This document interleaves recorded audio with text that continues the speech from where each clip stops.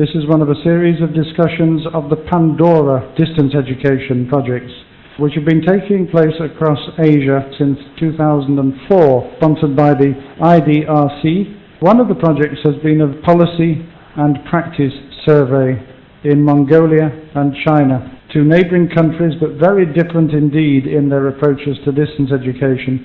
First of all, Zamar, as project leader, can tell us about the objectives of the project. Okay, firstly I would like to introduce our project. The general objective of this project is to evaluate distance learning in Asian two countries and to develop policy recommendations.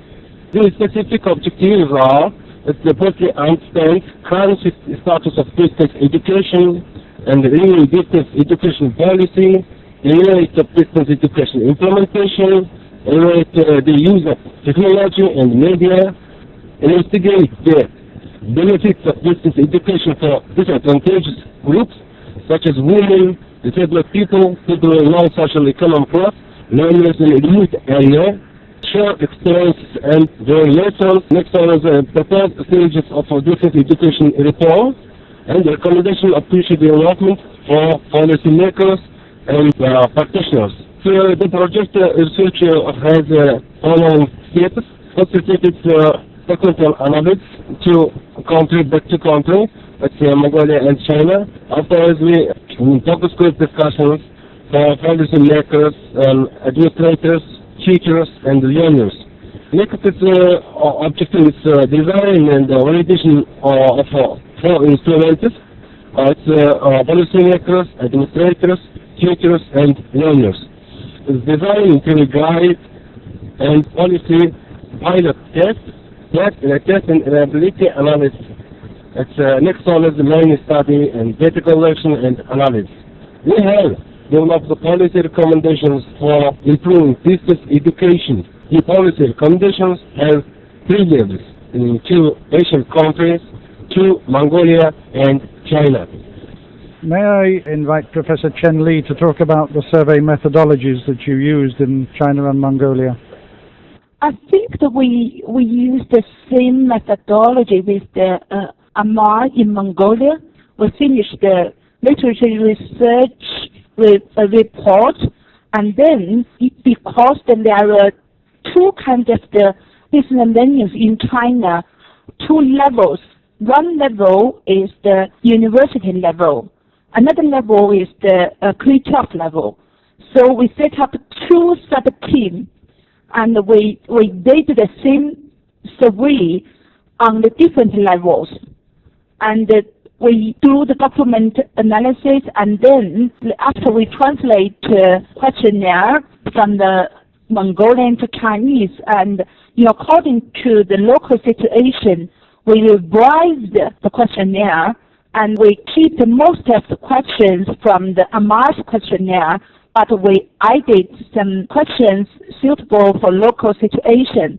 And then we did some interview with the policymaker and with some administrator and some tutors and some staff some students.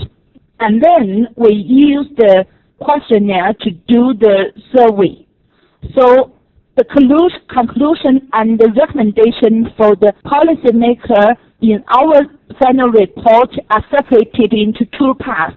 One is the conclusion and the recommendation to the policymaker on university level. Another is for the K-12 level.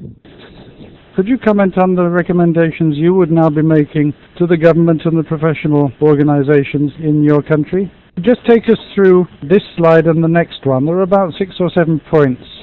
The first recommendation is because there are many learning programs being delivered to the student by website. But most of Chinese students are very used to traditional teaching and learning model. So they are not very suitable to learning online. Not only learning online, learning by themselves.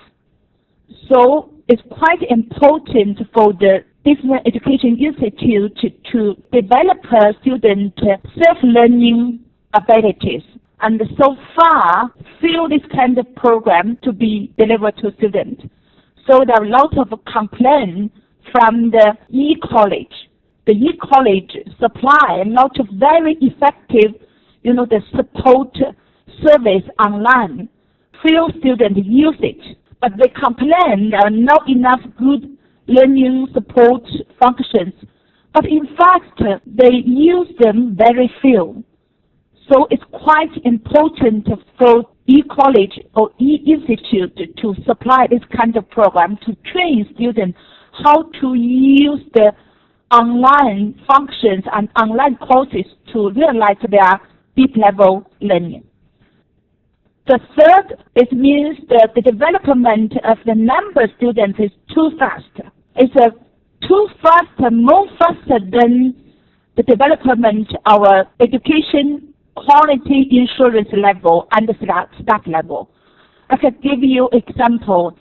Some e-college, only 40 staff, the full-time staff, and there are some part-time staff, but maybe less 100. But there are 24,000 students. So it means that if you have not enough many staff, so it's quite difficult to supply high-quality support to students. So we suggest the policymaker to control the student numbers. In our policy, the China central government does not allow the e-college to set up their own learning center. E-college has to work collaboratively with one of or some of the local education institutes. So in this way, teaching and learning quality is not very high because in some local education institutes, there are not enough qualified teachers. Even the teacher's education background is higher, the tutors in the local learning center, but they have not enough experience on this learning. But the relation between the local education institute learning center means and e-college are business collaboration. So it's quite difficult for the e-college to measure and evaluate or assessment the tutor from the local education institute working quality. So that's why the recommendation is the central government should allow e-college to set up their own learning center like Open University in UK. And the last recommendation means even online web platform can supply very, very good functions on interaction between teacher and student. But in fact, the instruction is designed on the e-program. There is no enough activity to push the student and the teachers heightening interaction. So what I mean is the interaction between teacher and students are not very effective because teachers do not design this kind of activity. So there is virtual community, but few students come to that community. Few teachers come to the community. So the interaction between the teacher and students are very weak. Well, thank you both very much, Professor Chen Li in Beijing and Professor Amar Saikan from Ulaanbaatar, Mongolia, for describing the PANdora project, which has involved policy and practice recommendations in Mongolia and China. Bye-bye for now. Bye-bye.